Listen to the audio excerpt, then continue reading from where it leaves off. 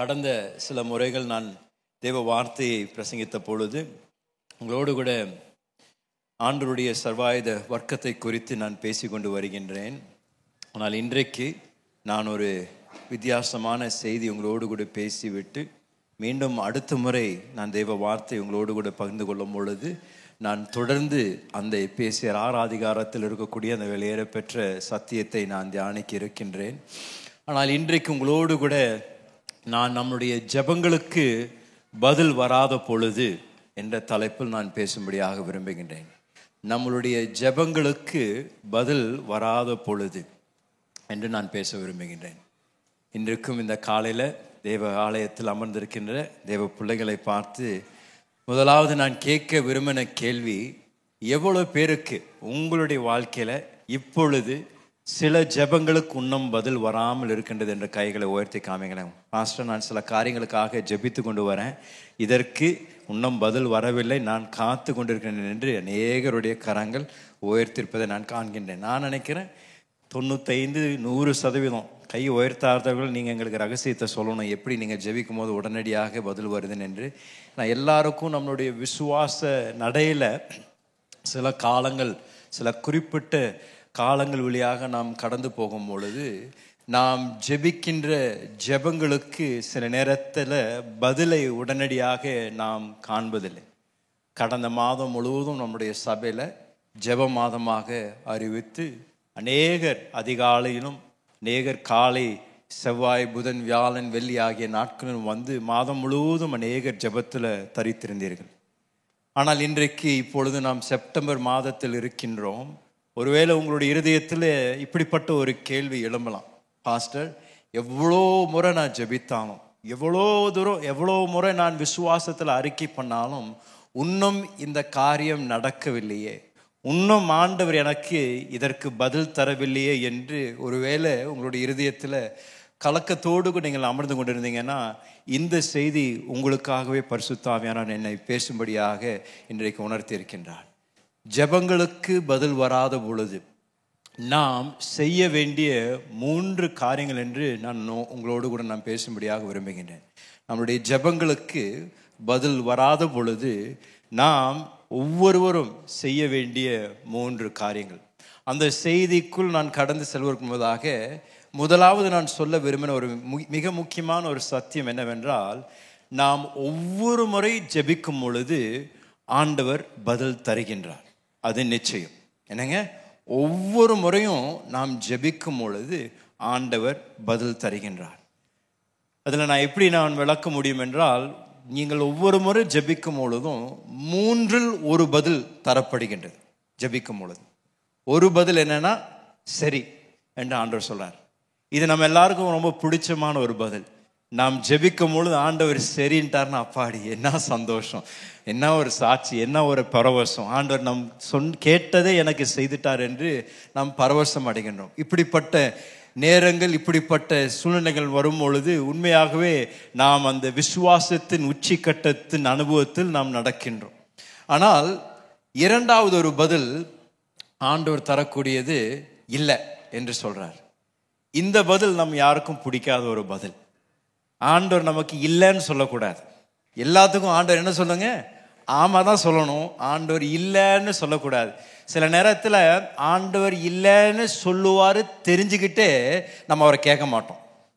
ஏன்னா கேட்டுட்டோம்னா அவர் இல்லைன்னு சொல்லிடுவார், அப்புறம் பெரிய ஒரு பிரச்சனையாக மாறி கேட்காமே நான் செய்துட்டு அப்புறம் நான் மன்னிப்பு கேட்டேன்னு சில பேர் அப்படியும் துணிச்சலாம் சில நேரத்தில் வாழ்க்கையை வாழ்கிறாங்க. ஆனால் அந்த இல்லைன்ற பதிலும் ஆண்டவர் அநேக நேரத்தில் நம்முடைய ஜெபங்களுக்கு தருகின்றார். நீங்கள் ஜெபிக்கும் பொழுது இல்லைன்ற பதில் சில நேரத்தில் அந்த மௌனமாக இருக்கிறத போல் இருக்கும் பொழுது அது ஒரு இல்லவாக இருக்கலாம். ஏனென்றால் அவர் நம்மை அதிகம் நேசிக்கக்கூடிய பரலோக பிதா, நம்மளுடைய வாழ்க்கையில நன்மை செய்ய மிக விருப்பம் உள்ள பரலோக பிதாவா இருக்கின்றபடியால் சில நேரத்தில் நம்மளுடைய நன்மைக்காக ஆண்டவர் நம் கேட்கக்கூடிய அத்தனை ஆண்டவர் தரதில்லை, நம்மளுடைய எல்லா விருப்பங்களையும் ஆண்டவர் நிறைவேற்றுவதில்லை. அதனால 2வது ஒரு பதில் நாம் ஜெபிக்கும் பொழுது நமக்கு தரப்படுகின்ற பதில் இல்லை. 3வது ஆண்டவர் தரக்கூடிய ஒரு பதில் நாம் ஜெபிக்கும் பொழுது அப்புறம். என்னங்க அப்புறம் அப்படின்னா, இப்போ நீ கேட்கக்கூடிய காரியத்தை நான் உனக்கு தர முடியாது, ஏனென்றால் நான் உன்னுடைய வாழ்க்கையில செய்ய வேண்டிய வேலைகள் உண்டு.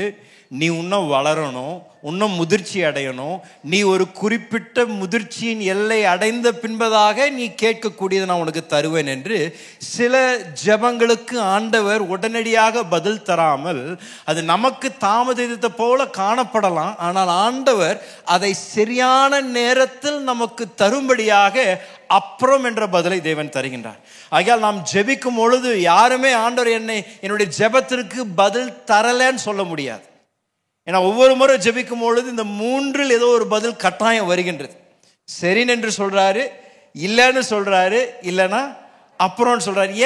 ஏன் இப்படி சொல்றேன்னா, நான் ஒரு தகப்பன், எனக்கு இருக்கக்கூடிய 3 பிள்ளைகளோடு கூட இருக்கக்கூடிய என்னுடைய அனுபவம் இதுதான். என்னுடைய பிள்ளைகள் என்னிடத்துல கேட்கும் பொழுது அநேக நேரத்தில் அவங்க கேட்கக்கூடிய அநேக காரியங்கள் அது சரியான நேரமாக இருந்ததுனால், கேட்கக்கூடியது சரியான ஒரு காரியமாக இருந்ததுன்னா சரின்னு சொல்றேன். உடனடியாக சரி நான் உனக்கு செய்கிறேன், சரி உனக்கு கொடுக்குறேன்னு நான் சொல்றேன். ஆனால் அநேக நேரத்தில் என்னுடைய பிள்ளைகள் என்னிடத்தில் கேட்கக்கூடிய அநேக கோரிக்கையில் 80% நான் இல்லைன்னு தான் சொல்லுவேன். இல்லை முடியாது அப்படின்னு சொல்லுவேன். ஏன்? அவங்க மேலே எனக்கு பகை இருக்கிறனாலேயோ இல்லை அவங்கள நான் ஏதோ சித்திரவதைப்படுத்துன்றதுக்காக நான் இல்லை சொல்லலை. ஏன் நான் இல்லை சொல்கிறேன்னா, அவங்கள அதிகம் நேசிக்கிறேன். அவளுக்கு எது வேணும், எது அவளுக்கு தேவை என்று நான் தகப்பன் எனக்கு தெரியும். அவளுக்கு இன்னும் அது தெரியவில்லை. ஏன்னா அவளுக்கு எல்லா காரியங்களும் முழுமையாக அவர் அறிந்து கொள்ளாதபடியால் அவர்கள் என்னிடத்துல கேட்கும் பொழுது அவர்களுக்கு நன்மையை செய்யும்படியாக சில நேரத்தில் நான் இல்லை என்ற ஒரு பதிலை நான் தருகின்றேன்.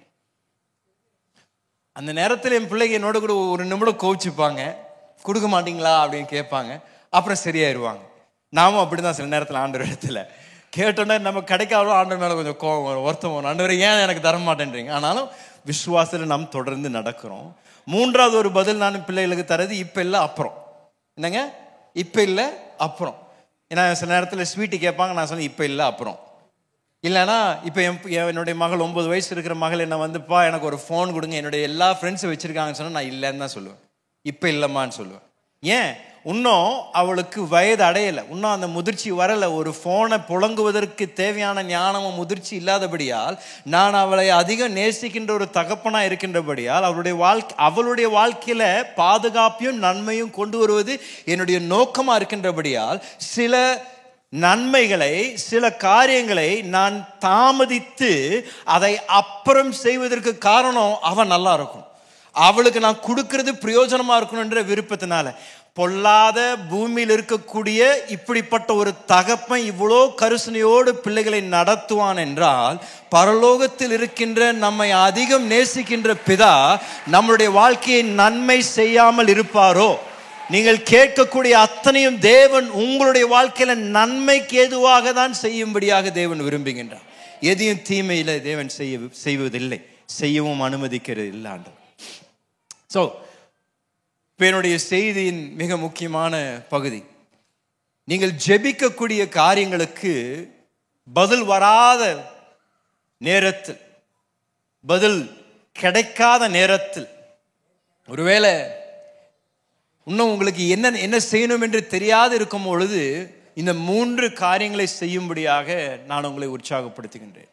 முதலாவது நாம் செய்ய வேண்டியது, ஜெபத்திற்கு பதில் வராத பொழுது நம்மளுடைய இருதயத்தை நாம் ஆராய்ந்து பார்ப்பது அவசியம். நம்மளுடைய இருதயத்தை நாம் ஆராய்ந்து பார்ப்பது அவசியம்.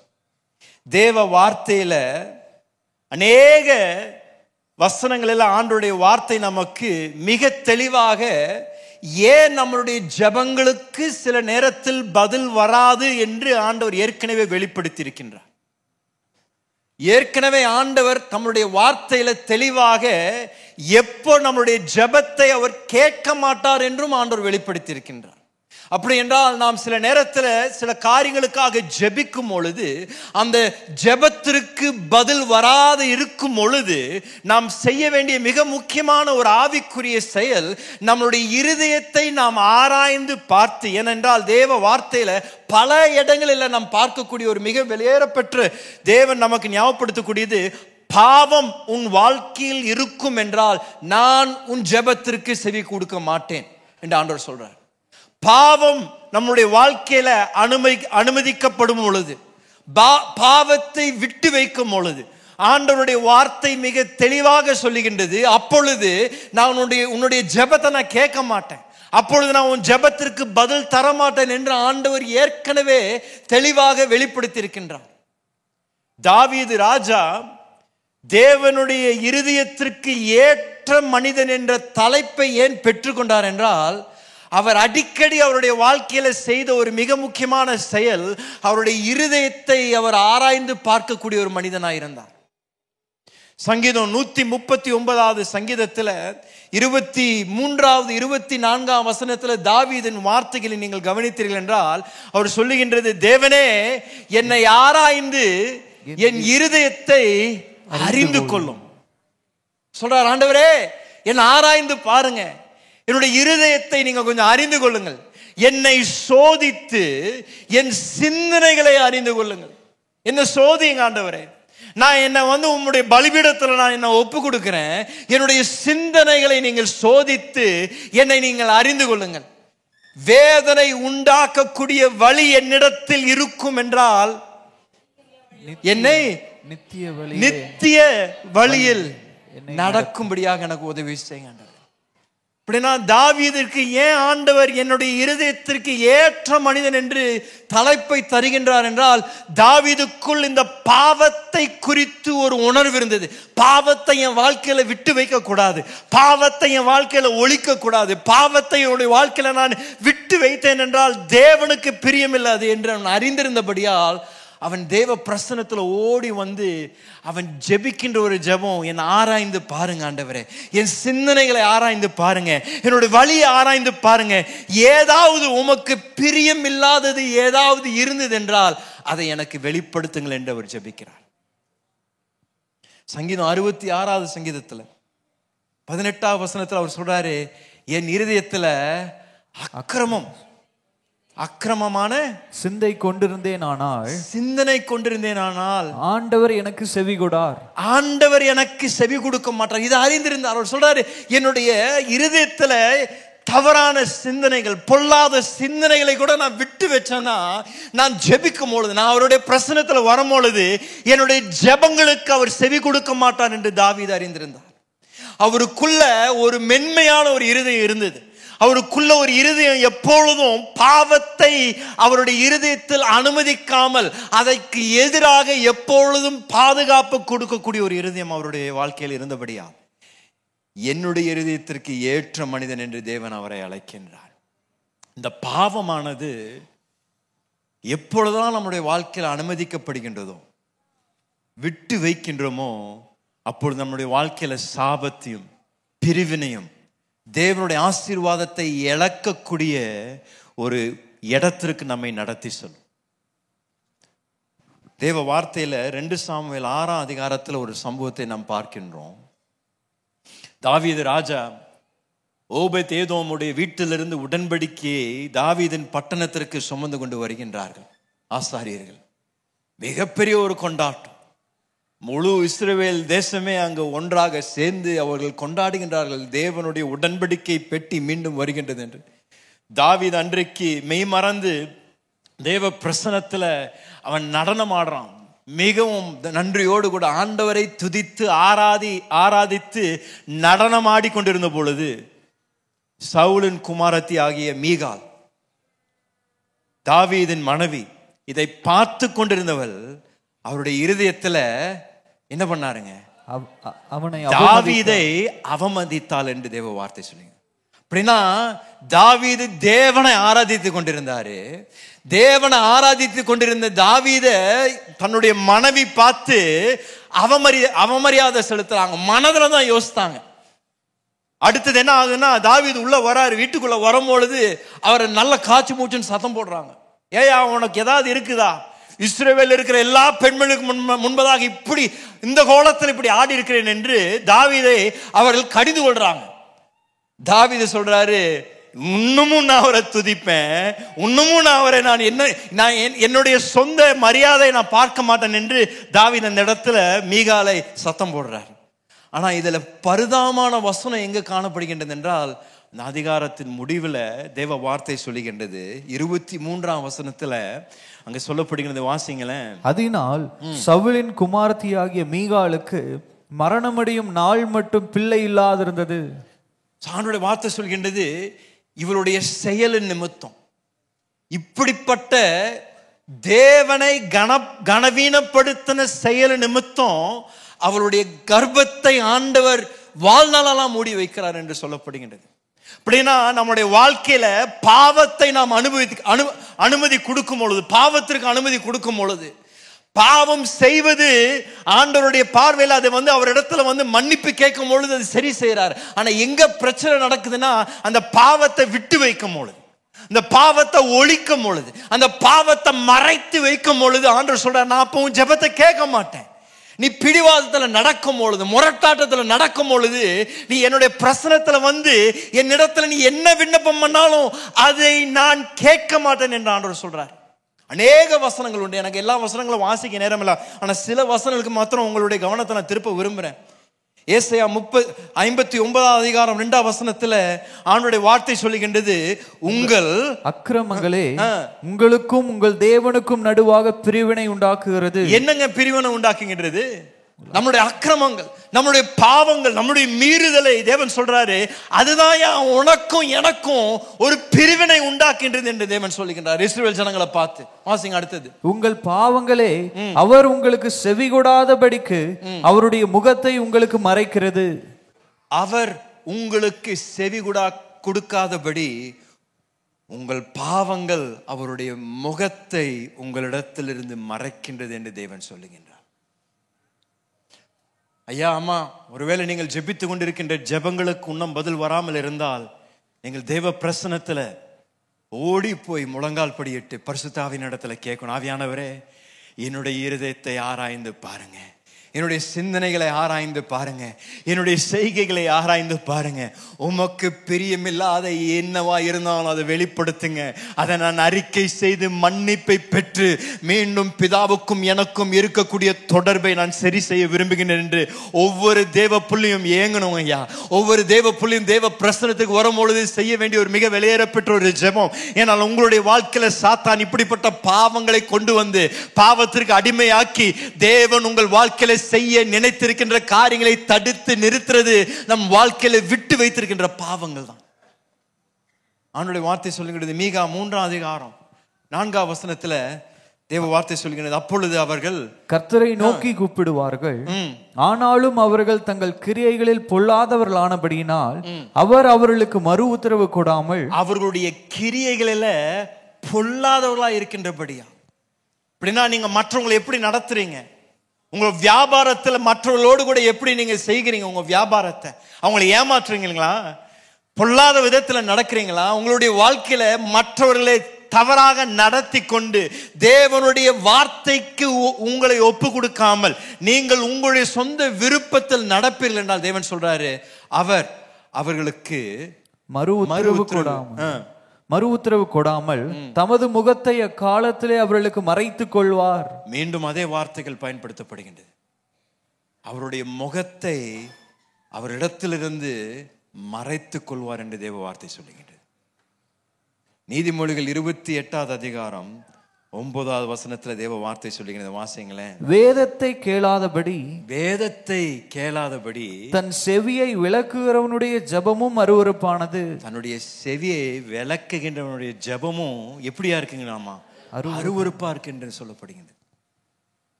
நமக்கு நேரம் இல்லாத இதை நீங்க குறித்து வைத்துக் கொள்ளுங்க. இங்கேயும் ஆண்டவர் விக்கிரம், உங்களுடைய இருதயத்துல விக்கிரகத்தை நீங்கள் அனுமதித்தீங்களா என்று சொல்றாரு. வெறும் விக்கிரக ஆராதனை மாத்திரம், உங்கள் இருதயத்துல விக்கிரங்களை அனுமதித்தான. எசேக்கியேல் 14ஆம் அதிகாரம் 7ஆவது வசனத்திலிருந்து 9ஆம் வசனம் வரைக்கும் நீங்க அப்புறம் போய் வாசிக்கலாம். ஆண்டவர் இங்க மீண்டும் எச்சரிக்கிறார், உங்களுடைய இருதயத்துல அந்த மைய பகுதியை வேற யாருக்காவது அனுமதிச்சிட்டீங்கன்னா நீங்க என்னிடத்துல வரும்பொழுது உங்களுடைய ஜெபங்களுக்கு நான் பதில் தர முடியாது என்று தேவன் சொல்லுகின்றார்.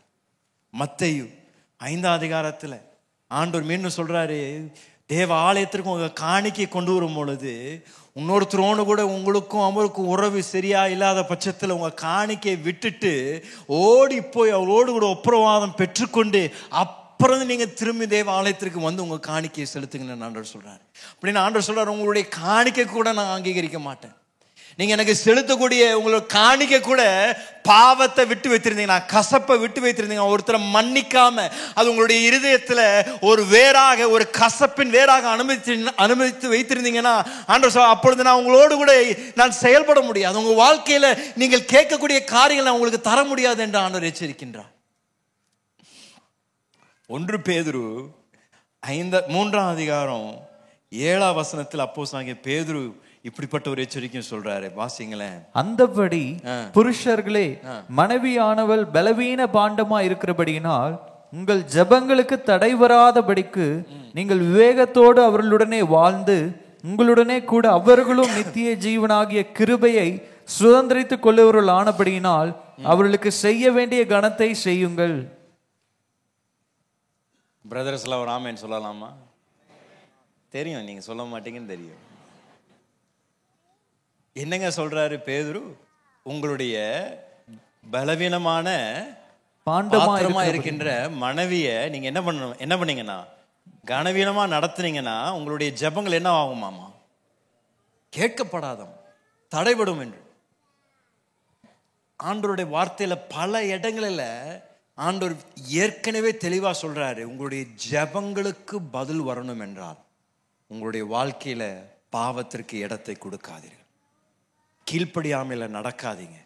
ஏன்னா அதுல நடந்துட்டு என்னிடத்துல நீங்க வந்து விண்ணப்பம் கொடுக்கும் பொழுது அதற்கு நான் பதில் தருவேன்னு யோசித்தீங்கன்னா அது நடக்காது என்று ஆண்டவர் எச்சரிக்கின்றார். இன்றைக்கு காலையில உங்களுடைய வாழ்க்கையில் ஒருவேளை நீங்கள் ஜெபித்து கொண்டிருக்கின்ற ஜெபங்களுக்கு இன்னும் பதில் வராத பட்சத்தில் செய்ய வேண்டிய முதல் காரியம், நம்முடைய இருதயத்தை நாம் ஆராய்ந்து பார்த்து தாவீது செய்த ஜெபத்தை நாமும் செய்வது மிக அவசியம். பரிசுத்த ஆவியானவர் இதற்காக தான் தரப்பட்டிருந்தார், இதற்காக தான் தரப்பட்டிருக்கின்றார். ஆண்டவர் சொன்னது, அவர் வந்து நம்மை பாவத்தை உணர்த்தி இயேசு வார்த்தைகளை நமக்கு ஞாபகப்படுத்தக்கூடிய வெளியேறப்பெற்ற ஊழியத்தை பரிசுத்த ஆவியானவர் செய்கின்றார். இரண்டாவது நாம் செய்ய வேண்டிய காரியம், ஜெபங்களுக்கு பதில் வராத பொழுது தேவ சித்தத்திற்கு நம்மை ஒப்பு கொடுப்பது. தேவ சித்தத்திற்கு நம்மை ஒப்பு கொடுப்பது, இது நம்முடைய ஜெப வாழ்க்கையில இரண்டாவது ஒரு மிக முக்கியமான ஒரு செயல் என்று நான் சொல்லுவேன்.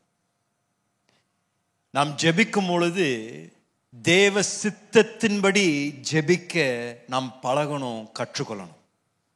நம்முடைய சொந்த விருப்பத்திற்கு ஏற்ற விதத்தில் ஜெபிக்காம தேவ சித்தத்தை அறிந்து அவருடைய சித்தத்திற்கு ஒப்பு கொடுத்து நாம் ஜெபிக்கும் பொழுது அப்பொழுது ஜெபங்களுக்கு பதிலை நாம் காண்போம். யாக்கோபு 4ஆம் அதிகாரத்தில் அவர் சொல்றாரு, 2ஆம் வசனத்தின் கடைசி பாகத்துல சொல்றாரு, நீங்கள் கடைசி மாதிரி நீங்கள் விண்ணப்பம் பண்ணி இருந்தாலும் உங்களுக்கு காரியங்கள் நீங்க விண்ணப்பம் பண்ணுவதில்லை, அதனாலதான் உங்களுக்கு காரியம் சித்திப்பதில்லை என்று சொல்றாரு. அப்படின்னா ஆங்கிலத்துல நீங்க கேட்காதனாலதான் உங்களுக்கு கிடைக்கிறதில்லைன்னு சொல்றாரு. ஆனா 3ஆம் வசனத்துல அவர் சொல்றாரு, நீங்க கேட்டும் நீங்க பெற்றுக்கொள்வதில்லை. ஏன்? நீங்க கேட்கும் பொழுதும் உங்களுடைய சொந்த இச்சையின்படி, உங்களுடைய சொந்த விருப்பத்தின்படி நீங்க கேட்கறனால நீங்க கேட்கறது கூட நீங்க பெற்றுக்கொள்ள மாட்டீங்க என்று சொல்றாரு. அப்படின்னா ஜெபிக்கும் பொழுது ஆண்டவர் நம்முடைய சித்தத்திற்கு நாம் அவரை பலவந்தம் படுத்தி அவர் செய்யணுன்றது ஜெபம் இல்லைங்க. ஜெபம் என்பது நம் தேவனுடைய சித்தத்திற்கு நாம் நம்மை ஒப்பு கொடுத்து, ஆண்டவரே என்னுடைய விருப்பம் அல்ல, உம்முடைய சித்தமும் உம்முடைய வாஞ்சியும் என்னுடைய வாழ்க்கையில நடக்கணும் என்று நாம் ஒப்பு கொடுத்து ஜெபிக்கும் பொழுது அப்பொழுது தேவனுடைய கரத்தை நம்முடைய வாழ்க்கையில நாம் பார்ப்போம். அநேக நேரத்தில் நாம் ஜெபிக்கும் பொழுது ஆண்டவர் அவருடைய சித்தத்தை மாற்றி நம்மளுடைய சித்தத்தோடு கூட இணைந்து போகும்படியாக நாம் விரும்புகிறோம். ஆண்டவரே உம் சித்தம் அல்ல என் சித்தம் நடப்பதாக, அதற்கு எனக்கு உதவி செய்யுங்க என்று ஜெபிக்கிறோம். ஆனா வேதத்தில் ஆண்டவர் சொன்னது, உம் ராஜ்யம் வருவதாக, பூமியில உம் சித்தம் செய்யப்படுவதாக என்று சொல்றார். ஆண்டவர் கெத்செமனே தோட்டத்தில் ஜெபித்த பொழுதும், மத்திய 26 அதிகாரத்தில் அவர் ஜெபித்த பொழுதும் அவர் சொல்றாரு, ஆண்டவரே பிதாவே என் சித்தம் அல்ல சித்தம் நிறைவேறுவதாக. அவ்வளோ பெரிய வேதனை நேரத்திலையும் ஆண்டவராகிய இயேசு நமக்கு முன்மாதிரியாக இருந்து அவருக்கு அசௌரியமான ஒரு காரியத்தை செய்ய வேண்டியதா இருந்தாலும் அவருடைய ஜெபமெல்லாம் ஏன் சித்தம் வேண்டாம் ஐயா, உம்முடைய சித்தத்திற்கு நான் என்னை ஒப்பு கொடுக்கிறேன் என்று பிதாவாகிய தேவனுடைய குமாரன் நமக்கு முன்மாதிரியாக ஜெபத்துல காமிக்கிறார். அப்படின்னா யோசித்து பாருங்க, நம்முடைய ஜெபமும் எவ்வளவு தூரம் நாம் நம்முடைய சித்தத்தை அவர் கரத்தில் ஒப்பு கொடுத்து ஜெபிப்பது அவசியம். ஒரு காரியத்தை நான் சொல்றேன், அவனுடைய வார்த்தையில் நாம் பார்க்கக்கூடியது, நம்மளுடைய வழிகளை காட்டிலும் அவருடைய வழிகள் எப்படிங்க? மிக அற்புதமானது. நம்மளுடைய சிந்தனைகளை காட்டிலும் அவருடைய சிந்தனைகள் இன்னும் உயரமானது என்று தேவ வார்த்தை சொல்லுகின்றது. அப்படின்னா நமக்கு பல வாஞ்சைகள் இருக்கலாம், பல விருப்பங்கள் இருக்கலாம். ஐயோ நான் அங்கே போய் வேலை செய்யணும், அந்த நாட்டில் போய் வேலை செய்யணும், அங்கே போய் படிக்கணும் என்று பல விதங்களில் பல விருப்பங்களோடு கூட நம்ம இருக்கலாம். ஆனால் நான் சொல்கிறேன், உங்களுடைய விருப்பங்கள் எவ்வளோ பிரமாதமாக இருந்தாலும் தேவனுடைய விருப்பங்களோடு கூட நீங்கள் அதை ஒப்பிட்டு பார்த்தீங்கன்னா உங்கள் விருப்பங்கள்லாம் ஒன்றுமே இல்லையா. ஏனென்றால் ஆண்டவர் சொல்கிறார், வானமும் பூமியும் எவ்வளோ உயரமாக இருக்கின்றதோ அதே போல என்னுடைய வழி உன்னுடைய வழியை காட்டிலும் உயரமானது என்று தேவன் சொன்னது போல ஆண்டவர் உங்கள் வாழ்க்கைக்கு வைத்திருக்கின்ற அவருடைய சித்தம் உங்களுடைய விருப்பத்தை காட்டிலும் மிக பிரமாண்டமானது.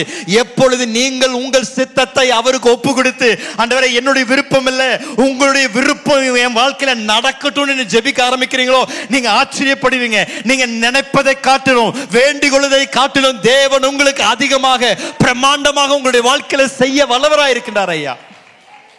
அநேக நேரத்தில் பிரச்சனை என்னன்னா, நாம நினைக்கிறோம் தேவனை காட்டிலும் நமக்கு பெரிய சிந்தனைகள் உண்டு நினைக்கிறோம். ஆனா நான் சொல்றேன், அவர் உங்களுக்கு வைத்திருக்கின்ற நோக்கங்கள் அதை உங்களுடைய விருப்பங்களோடு ஒப்பிட முடியாது. அவ்வளோ பிரமாண்டமான அற்புதமான நோக்கத்தை தேவன் உங்கள் வாழ்க்கைக்காக வைத்திருக்கின்றார். ஆனா அநேக நேரத்தில் இந்த விசுவாசத்துல நம்ம நடக்கும் பொழுது சிலர் ரொம்ப சோர்ந்து போயிடுறாங்க. ஜெபிக்கும் பொழுது அந்த ஜெபங்கள் கேட்கப்படாத பொழுது.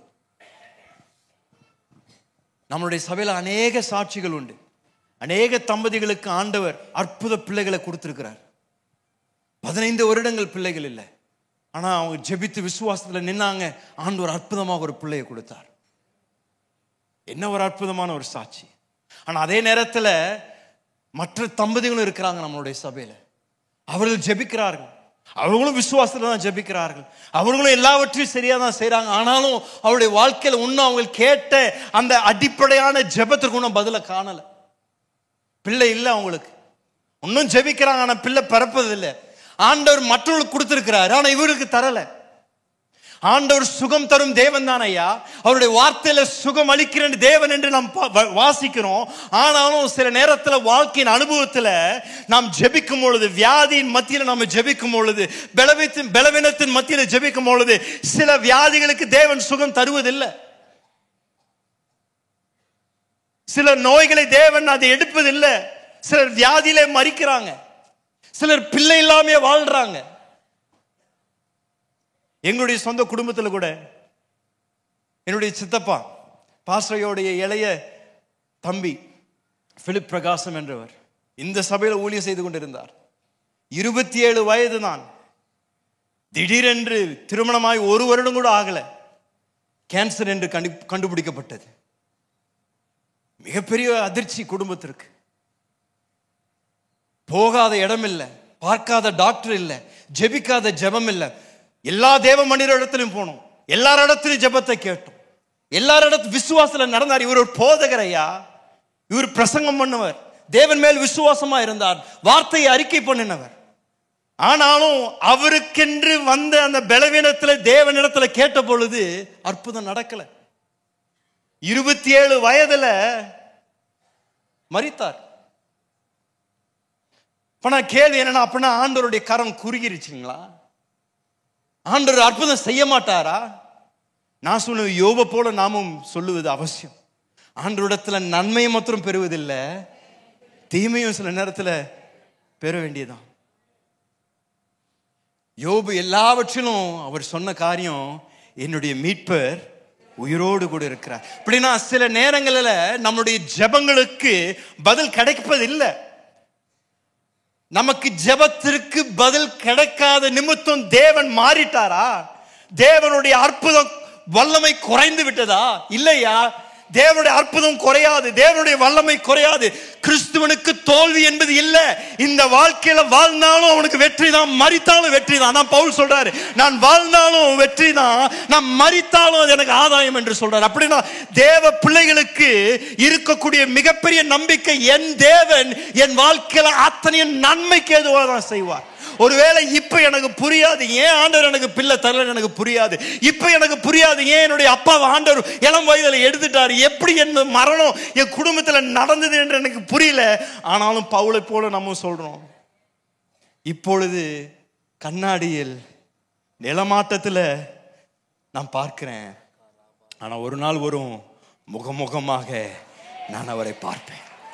இப்பொழுது எனக்கு எல்லாம் புரியல, இப்பொழுது எனக்கு முழு அறிவில்லை. ஆனா ஒரு நாள் வரும், அவருடைய பிரசனத்துல நான் நிற்கும் பொழுது அப்ப நான் சொல்லுவேன், ஐயா நீர் செய்ததெல்லாம் நன்மைக்கு தான், ஐயா நீர் செய்ததெல்லாம் நன்மைக்கு ஏதுவாக தான் முடிந்தது என்று சொல்லக்கூடிய கிருபையை தேவன் ஒவ்வொருவருக்கும் தருவார். இதுதாங்க விசுவாசத்தின் நட. நாம் வெறும் தேவனிடத்துல நன்மைக்காக தான் வரலையா, அவர் யாரா இருக்கின்றார் அவருக்கு அதற்காக தான் அவரை பின்பற்றுறோம். அவர் உலகத்தின் இரட்சகர். அவர் ஏதோ அற்புதம் செய்யறதுக்காக, நம்முடைய சரீரத்தில் பலத்தை தருவதற்காக அல்ல, நமக்கு பணத்தை தருவதற்காக இயேசுவை நான் பின்பற்றல. அவர் என்னுடைய ஆத்ம நேசர், எனக்காக அவருடைய ஜீவனை தந்தார். ஆகையால் இந்த பூமியில நன்மையோ தீமையோ நான் கேட்டதற்கு பதில் கிடைத்ததோ இல்லையோ, அவர் மாறாத கிறிஸ்து இயேசு, இன்றும் என்றும் நேற்றும் மாறாதவர். நான் வாழ்ந்தாலும் அவருக்காக தான் வாழ்வேன், நான் மரித்தாலும் அவருக்காக தான் மரிப்பேன். அவர் மாறாத நன்மையான தேவனாய் இருக்கின்றார். இதுதான் கிறிஸ்துவின் வைராக்கியம். அவர் நன்மை செய்கின்ற தேவன். சில நேரத்தில் நமக்கு முழுமையாக புரியலனா கூட நாம் அவருடைய சித்தத்திற்கு நம்மை நாம் ஒப்பு கொடுக்கிறோம்.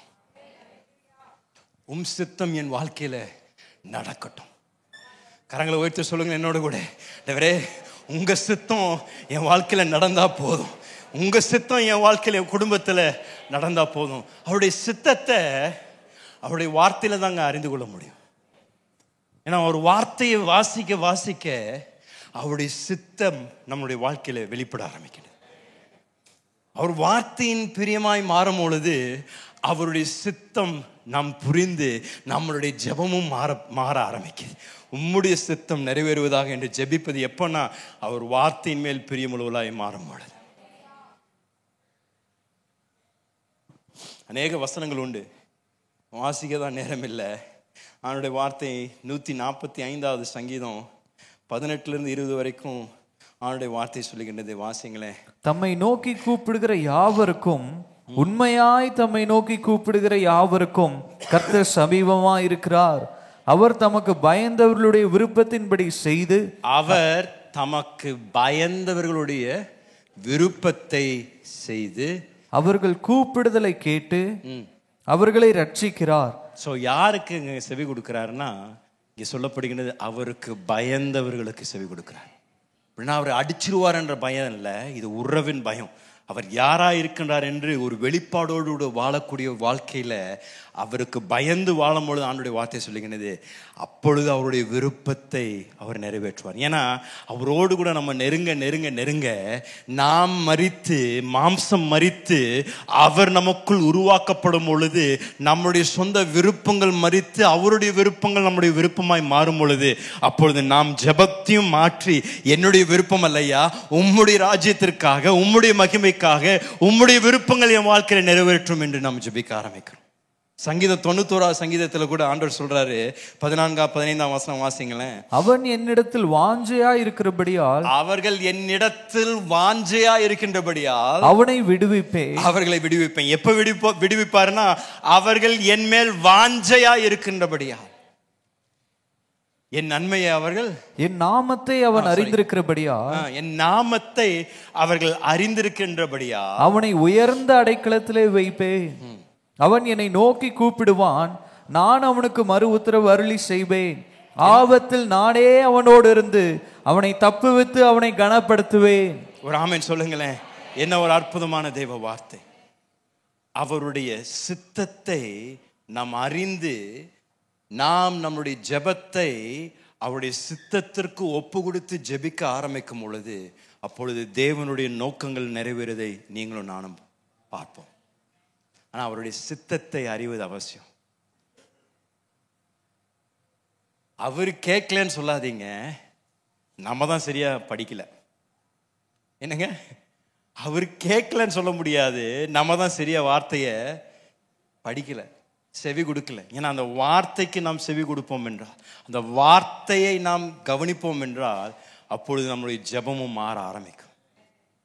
ஒரு வயதான ஒரு தம்பதி இருந்தாங்க, கணவனும் மனைவியும்.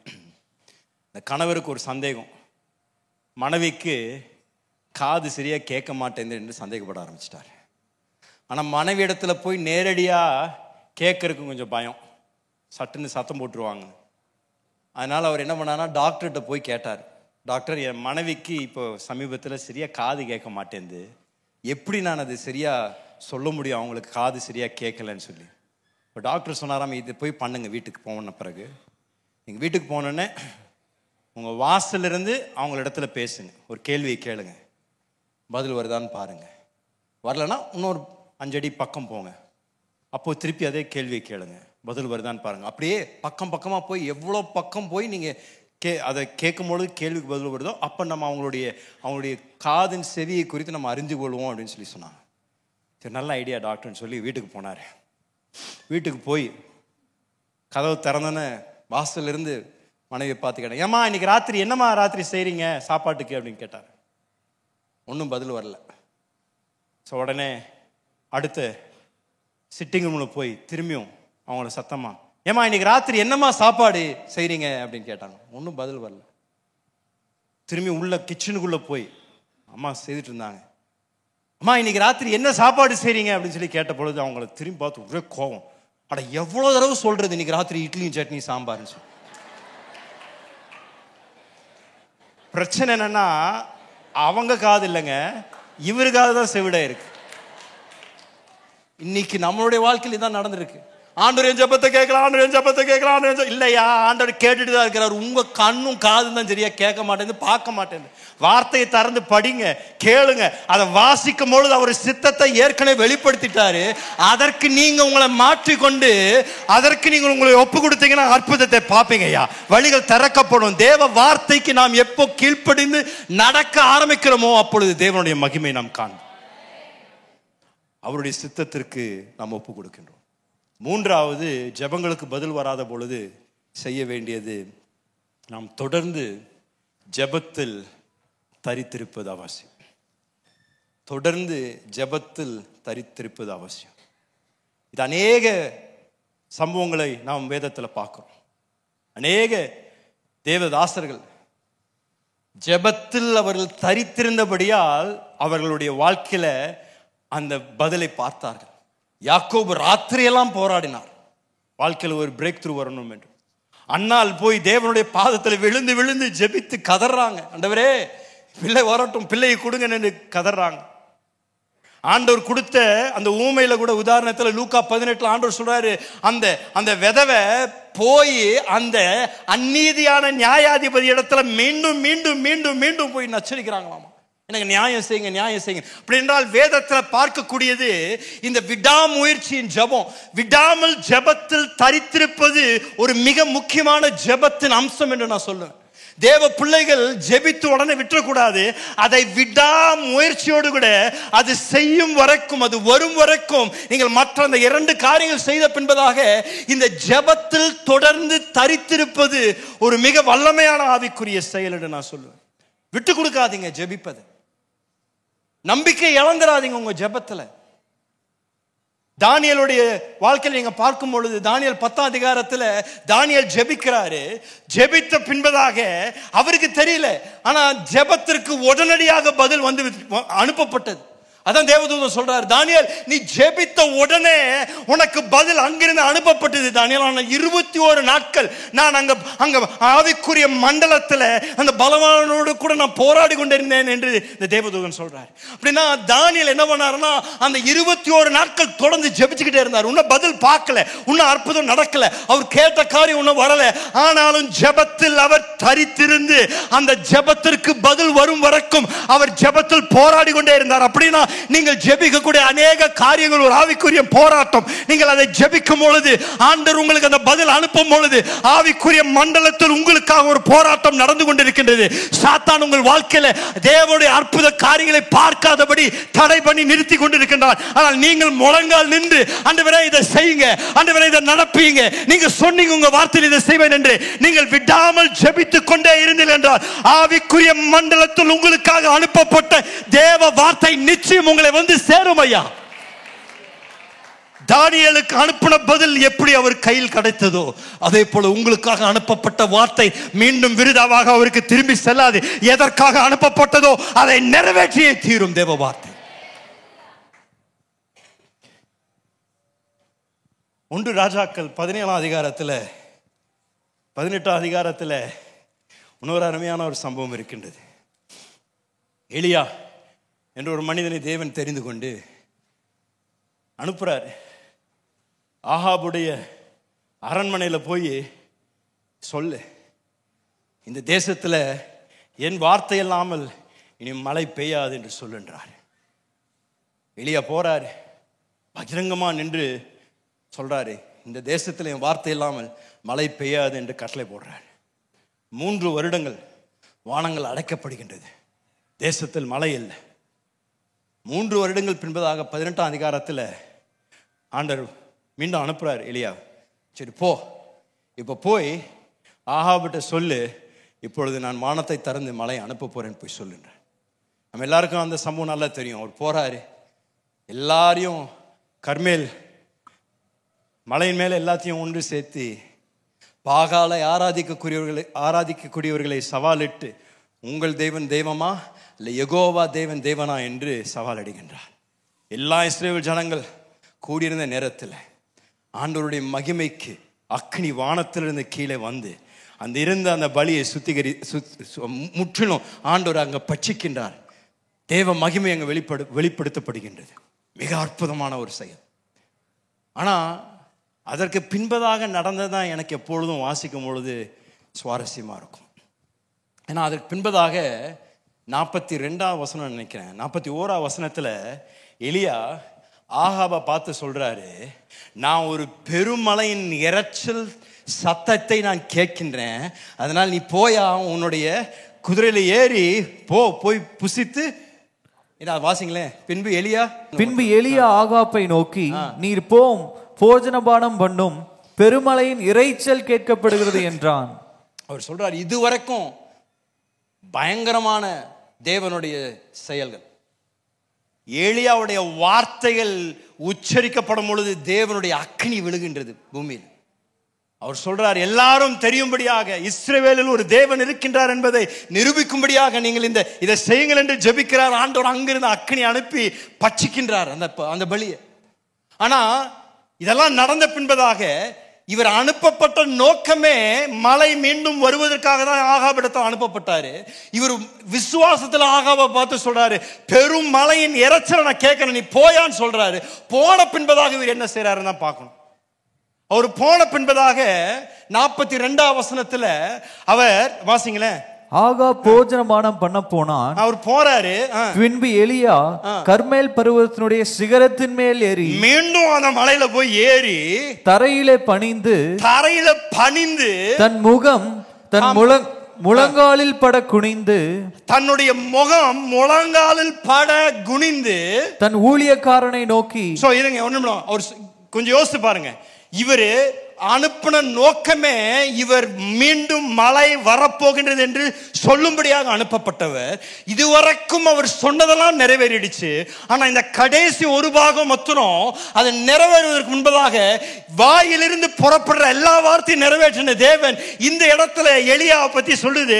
அவர் முகம் கூப்பிடணும் அப்படின்னா முழங்கால் படியிட்டு அவருடைய முகம் அந்த முழங்காலுக்குள்ள போடுறார். இப்படி முழங்கால் படியிட்டு, இது தேவன் ஊழியரையா, தேவ தீர்க்கதரிசி, இவருடைய வார்த்தை வார்த்தையில ராஜாக்கள் நடுகிறாங்க. தேவன் அனுப்பின வார்த்தை தான் நிறைவேற்றாரு. ஆனாலும் எலியா அந்த இடத்துல அந்த பர்வதத்துல ஏறி முகம் குப்புற விழுந்து அப்படின்னா முகத்தை அவருடைய முட்டில வைத்து அழுகிறார். ஆண்டவரே சொன்னதை செய்யுங்க, ஆண்டவரே சொன்னதை செய்யுங்கள் என்று அழுது ஒரு வேலைக்காரன் பார்த்து சொல்றாரு, போய் பாரியா மழை வருதான்னு போய் பாரு. அவன் போறான், போய் பார்க்கறான், மழை இல்லையான்னு திரும்பி வரான். மீண்டும் எலியா முழங்கால் போடுறாரு, உழுகிறார். ஆண்டவரே அனுப்புறீங்களே, செய்யுங்க ஆண்டவரே, செய்யுங்க ஆண்டவரே. மீண்டும் கதறாரு, போய் பாரியா என்று 7 முறை மீண்டும் மீண்டும் அனுப்புறாரு. நான் கேட்கிறேன், இவர் அனுப்பப்பட்ட தேவதாசன் தானே ஐயா? இவர் தீர்க்கதரிசி தானே? ஆண்டவர் ஏற்கனவே செய்வேன் தானே சொன்னாரு. ஏன் 7 முறை மீண்டும் மீண்டும் அவர் முழங்காலில் உளுந்து ஆண்டவரிடத்துல கேட்கணும்? அப்படின்னா இது தேவ வார்த்தையில் நீங்களும் நானும் கற்றுக்கொள்ள வேண்டிய ஒரு சத்தியம். இந்த விடாமுயற்சியோடு கூட பிடிவாதத்தோடு ஜெபிக்கின்ற ஜெபத்திற்கு வல்லமை உண்டு. நீங்களும் நானும் இப்படிப்பட்ட ஜெபங்களை செய்ய கற்றுக்கொண்டோம் என்றால் தேவனுடைய அசைவை, தேவனுடைய வெளிப்பாடு, தேவனுடைய எழுப்புதலை நீங்களும் நானும் காண்போம் ஐயா. எலியாவை குறித்து சொல்லப்படுகின்றது, அவர் நம்மை போல பாடுள்ள மனிதனை. எலியாவுக்கே சொல்லப்பட்ட வார்த்தையின் நிறைவேறுதலை பார்ப்பதற்கு அப்படிப்பட்ட விடாமுயற்சியின் ஜெபம் தேவைப்பட்டிருந்தனா, இன்றைக்கு உங்களுக்கும் எனக்கும் கொடுக்கப்பட்டிருந்த வாக்கு தத்தங்களை நிறைவேறுதலை பார்க்கும்படியாக நாம் ஜெபிக்கணுமா, ஜெபிக்க கூடாதா? முழங்கால் பிடிட்டு, ஆண்டவரே நீங்க சொன்னீங்களே, இதை செய்வேன் சொன்னீங்களே, செய்யும் ஆண்டவரே, செய்யும் ஆண்டவரே. 7 முறை அவருடைய வேலைக்காரனை மீண்டும் மீண்டும் அனுப்பி 7வது முறை அவன் திரும்பி வரும் பொழுது ஒரு கையளவு மேகத்தை நான் பார்க்கிறேன் என்று சொன்னதுதான் அவருக்கு போதும். அவர் சொல்றார், எனக்கு ஒரு சின்ன ஒரு துள்ளி இருந்தாலும் போதும். ஆண்டவர் நிறைவேற்ற ஆரம்பித்தார். உங்களையும் பார்த்து சொன்னேன், வாக்கு பண்ணினவர் உண்மை உள்ளவர், வாக்கு தத்தங்களை நிறைவேற்றுவார். உங்களுடைய வேலையும் என்னுடைய வேலையும் விடாமல் ஜெபித்துக் கொண்டே இருக்கிறோம். ஆவிக்குரிய மண்டலத்தில் உங்களுக்காக ஒரு போராட்டம் நடந்து கொண்டிருக்கிறது. உங்களுடைய பதில் உங்களுக்கு வராதபடி அங்கே ஆவிக்குரிய மண்டலத்தில் ஒரு போராட்டம் நடக்கின்றபடியால் நீங்களும் நானும் ஜெபத்தில் தரித்திருப்பது ஒரு வல்லமையான ஒரு செயல். உங்களுக்காக போராட்டங்கள் நடந்து கொண்டிருக்கிறது. உங்களுடைய கண்களை நீங்கள் பார்க்கலாம். ஆவிக்குரிய மண்டலத்தில் உங்களுக்காக தேவன் காரியங்களை வாய்க்கும்படியாக, காரியங்கள் நடப்பிக்கும்படியாக செயல்பட்டு கொண்டிருக்கின்றார். இது உங்களுடைய அற்புதத்தின் காலமாய் இருப்பதாக, இது உங்களுடைய விடுதலை நேரமாய் இருப்பதாக, பதிலை காணக்கூடிய ஒரு மாதமாய் இருப்பதாக இன்றைக்கு நான் உங்களை பார்த்து சொல்றேன், நீங்கள் ஜெபத்தை விட்டு விடாதீர்கள். நீங்கள் மன்றாடி ஜெபிக்கிற ஜெபத்தை விட்டு விடாதீங்க. ஏனால் நீங்கள் நான் ஆராதிக்கின்ற தேவன் வல்லமையுள்ள தேவனையா, அவர் வாக்கு மாறாத தேவனையா. அவர் தொடங்கி ஒரு காரியத்தை பாதியில் விட்டு போகின்ற தேவனில்லை. எதை துவங்கினாரோ அதை முடிக்க வல்லவர். விசுவாசத்தின் ஆரம்பமும் அவரே, விசுவாசத்தை முடிப்பதும் அவரே.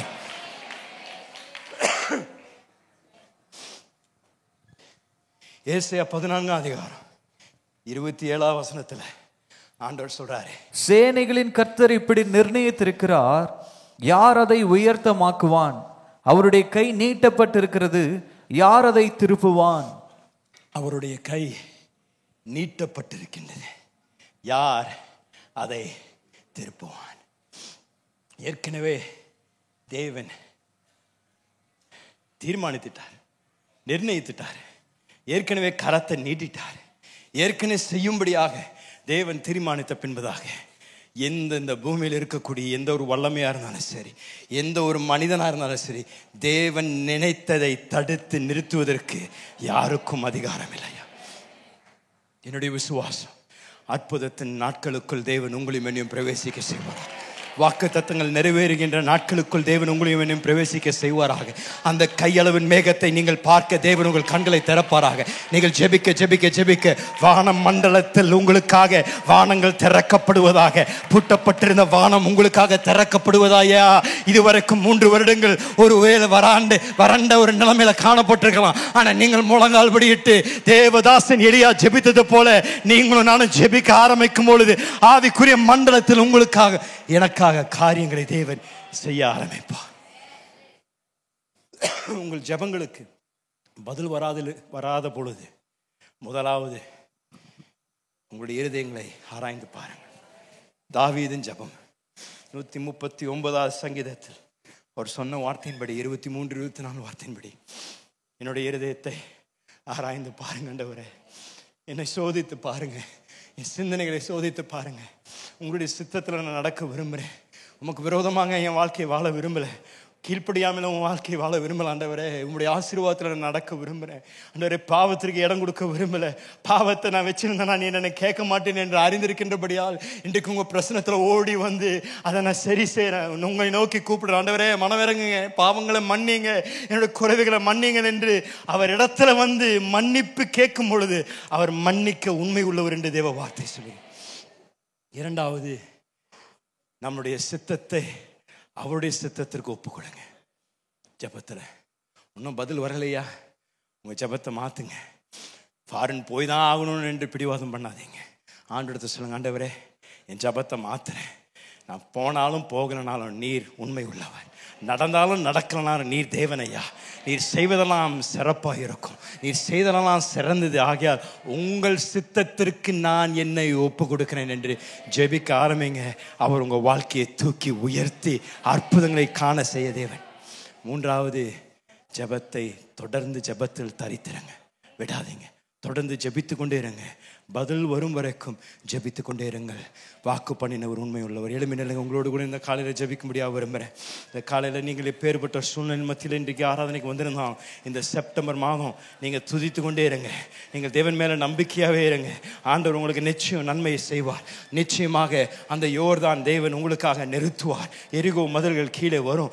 ஆண்டவர் உங்களுக்காக யுத்தம் செய்வார். அவருடைய பலத்த கரத்தை நீங்கள் இந்த மாதம் பார்ப்பீங்க.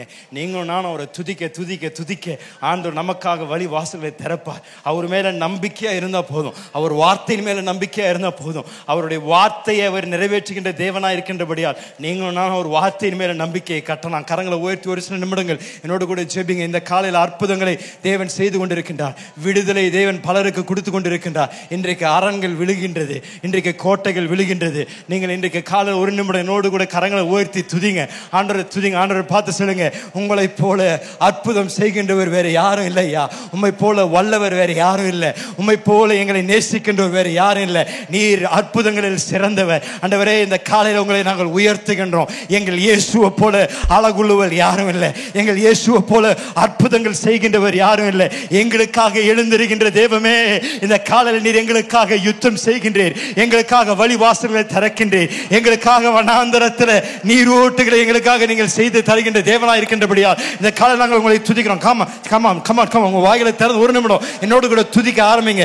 இப்பொழுது தேவ வல்லமை இந்த இடத்தில் நிறைவாக ஆண்டவர் இங்க உலாவி கொண்டிருக்கின்றார். பரிசுத்த ஆவியானவர், இது உங்களுடைய விடுதலை நேரம். இது உங்கள் அற்புதத்தின் நேரம். மௌனமா இருக்காதீங்க. இன்னைக்கு பெற்றுக்கொள்ளுங்க. ஒரு பரிசுத்த ஆவியானுடைய தொடுதலை பெற்றுக்கொள்ளுங்க. இன்றைக்கு ஒரு விடுதலை நீங்கள் பெற்றுக்கொள்ளுங்க. இன்றைக்கு ஒரு திறந்த வாசல் உங்களுக்காக தேவன் திறப்பாராக.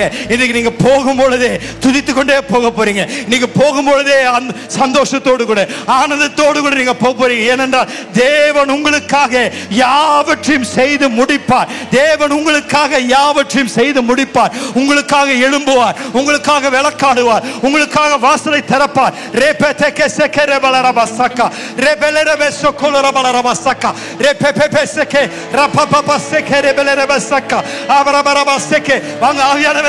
வாங்க எங்கள் மத்தியில் உலாவி கொண்டிருக்கின்ற பரிசுத்த ஆவியானவரே, கட்டுகளை உடைங்க. ஓ ரபதகெசகே, அரங்களை நிர்மூலமாக்கக்கூடிய வல்லமை எங்கள் மத்தியில் இருக்கிறதுக்காக நன்றி ஆண்டவரே. இன்றைக்கு சத்துருவின் அந்தகார கிரியைகள் நிர்மூலமாக்கப்படட்டும். இன்றைக்கு நிர்மூலமாக்கப்படட்டும்.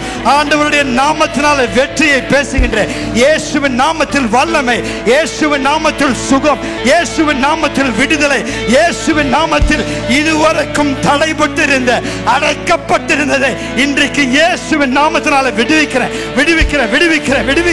இயேசுவின் நாமத்தினால இன்றைக்கு அற்புதங்கள் நடப்பதாக.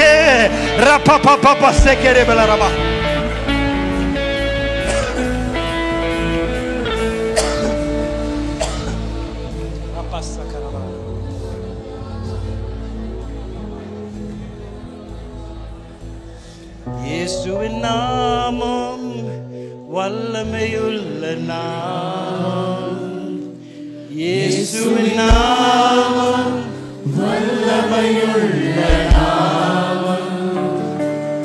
இயேசுவின் நாமம் வல்லமையுள்ள நாமம். கட்டுகளை உடைக்கும், கட்டுகளை உடைக்கும், கட்டுகளை உடைக்கும்.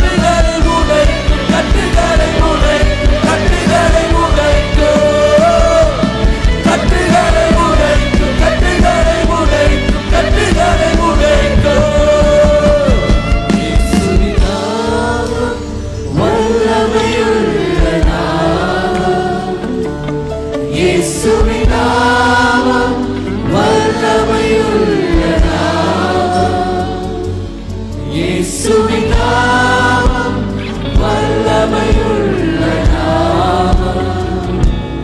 கட்டுகள் உடையதும் கட்டுகளை உடையதும் கட்டுகளை உடையதும் கட்டுகளை உடையதும் கட்டுகளை உடையதும் கட்டுகளை உடையதும் கட்டுகளை உடையதும் கட்டுகளை உடையதும் கட்டுகளை உடையதும் கட்டுகளை உடையதும் கட்டுகளை உடையதும் கட்டுகளை உடையதும். இயேசுவின் நாமம் வல்லமையுள்ள நாமம். இயேசுவின் நாமம் வல்லமையுள்ள நாமம். இயேசுவின் நாமம் வல்லமையுள்ள நாமம். கட்டுகளை உடைக்கும் கட்டுகளை உடைக்கும் கட்டுகளை உடைக்கும் கட்டுகளை உடைக்கும் கட்டுகளை உடைக்கும் கட்டுகளை உடைக்கும். வல்லமை உண்டே உண்டே இயேசு நாமத்தில். வல்லமை உண்டே உண்டே இயேசு நாமத்தில். வல்லமை உண்டே உண்டே இயேசு நாமத்தில். வல்லமை உண்டே உண்டே இயேசு நாமத்தில். வல்லமை உண்டே உண்டே இயேசு நாமத்தில். வல்லமை உண்டே உண்டே இயேசு நாமத்தில். கட்டுகள் உடையது கட்டுகள் உடையது கட்டுகள் உடையது கட்டுகள் உடையது கட்டுகள் உடையது கட்டுகள் உடையது கட்டுகள் உடையது கட்டுகள் உடையது உடைங்க உடைங்க உடைங்க உடைங்க. இந்த காலையில் தேவனுடைய வல்லமை இறங்கி வருவதாக. தேவ வல்லமை தேவனுடைய வல்லமை இறங்கி வருவதாக. கண்ணிகள் சுரிக்கப்படுவதாக. பலவீனங்கள் முறிக்கப்படுவதாக. வியாதிகள் நீங்குவதாக. ஓ கரமலரம அசுத்தாவிகள் ஓடுவதாக. இயேசுவின் நாமத்தில். ரேக்கெலவே கோட்டைகள் விழுவதாக. கோட்டைகள் விழுவதாக. ஓ பாப்பா பாப்பா சக்கரவே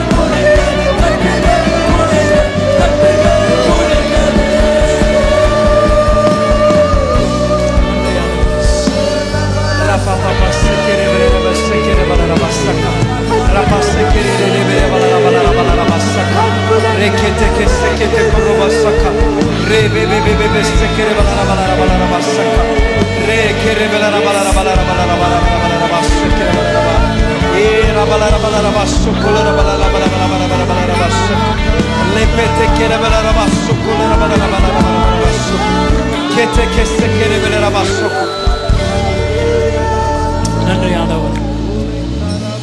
நன்றி ஆண்டவரே. உம்முடைய நாமம் எவ்வளவு வல்லமை உள்ளதப்பா. உம்முடைய நாமத்தை நாங்கள் உயர்த்துகின்றோம். இயேசுவின் நாமம் இந்த காலையில உயர்த்தப்பட்டிருப்பதாக. இயேசுவின் நாமத்தினால இந்த காலையில் அற்புதங்கள் நடந்து கொண்டிருப்பதற்காக நன்றி. விடுதலை பலருக்கு இந்த காலையில் இப்பொழுது அவங்க பெற்றுக் கொண்டிருப்பதற்காக நன்றி ஆண்டவரே. காரியங்கள் மாறுதலாக முடிவதற்காக நன்றி ஆண்டவரே. இந்த காலையில் அற்புதங்களை நான் பேசுகிறேன். தெய்வீக சந்திப்பு உண்டாவதாக. ஒவ்வொருவரும் இந்த காலையில பலப்படுத்துங்க. இன்றைக்கு நீர் பரிசுத்தாவியை செய்திருக்கின்ற ஆழமான வெளியேறப்பெற்ற வேலைக்காக நன்றி ஆண்டவரே. தொடர்ந்து பலருடைய வாழ்க்கையில உம்முடைய வார்த்தை நிறைவேறுவதாக, வாக்குத்தத்தங்கள் நிறைவேறுவதாக உமக்கு நாங்கள் துதி கன மகிமை செலுத்துகின்றோம். இயேசுவின் வெளியேறப்பெற்ற நாமத்தில் ஜெபிக்கின்றோம் நல்ல பிதாவே. ஆமென் ஆமென் ஆமென்.